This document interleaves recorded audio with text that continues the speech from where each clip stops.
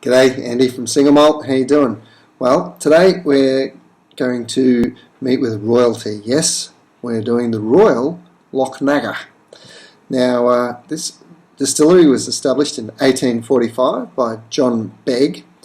It was established in the Highlands near Scarnock Springs, just in the shadows of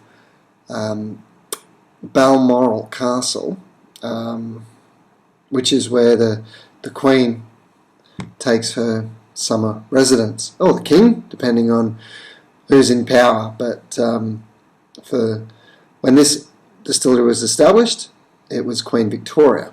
So very shortly after 1845 and 1849, in fact, Queen Victoria trundled down the hill to meet with the neighbours and introduced herself to John Begg, who I'm sure was delighted to meet Her Majesty, and showed her his wares, which was Lochnagar.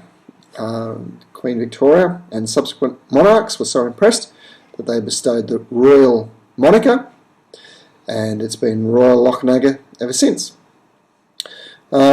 It's a small distillery, one of the smallest, up there with Edredor, which is the smallest, slightly larger but not much.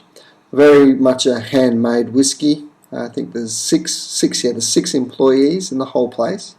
So it's a very artisan type of whiskey. It renounces itself, or it's proud of the fact that it has very small stills, which are quite short. Now this is another one of the Diageo distilleries, like all the big guys, I guess. The other main player in the whiskey game, there's some others, but one of the other multinationals, if you will, is Moet Hennessy, who do Louis Vuitton and lots of other things. But their distillery is Glenmorangie, and it has the tallest stills. They've got others as well, but they have very, very tall stills at Glenmorangie.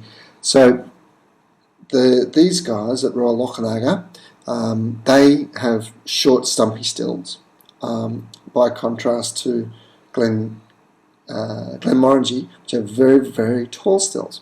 Now, as the vapour boils in the still, it travels up the still wall, up the neck of the still, and then goes over the top where it condenses, and they catch the alcohol or the spirit.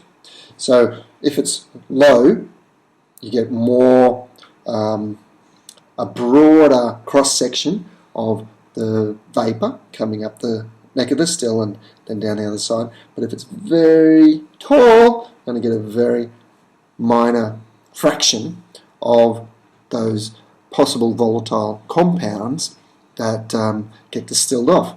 So Glenmorangie say, oh yes, we've got a very, very pure spirit, whereas Royal Lochnagar and other shorter still distillers say they have far more flavour and breadth of character in their spirits. So we'll taste that and see if that comes through on the palate.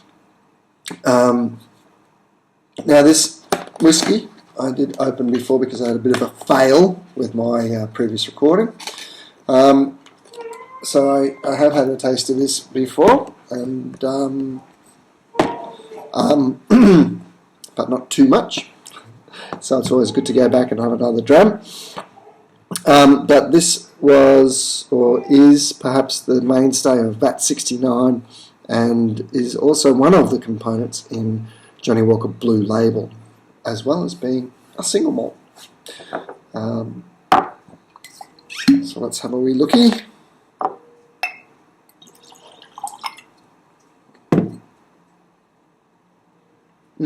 So it's got a nice, vivid, malty nose.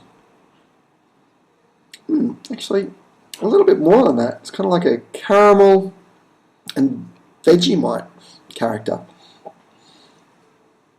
Yeah, and like a savoury overtone. So, unlike the Speysides, the Highland whiskies can quite often be quite savoury. So, this could be one of the more savoury of those expressions.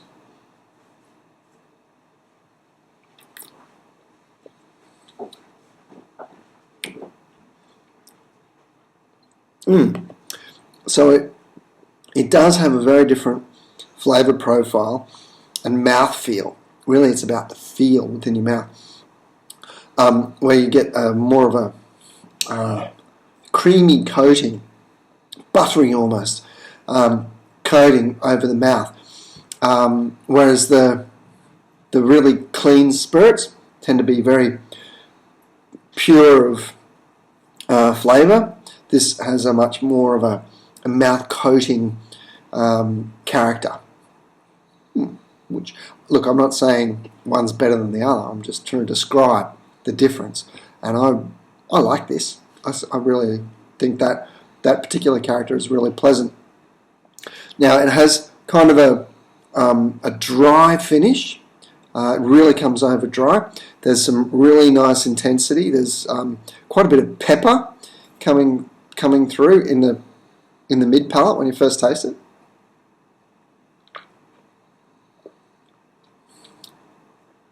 Yeah.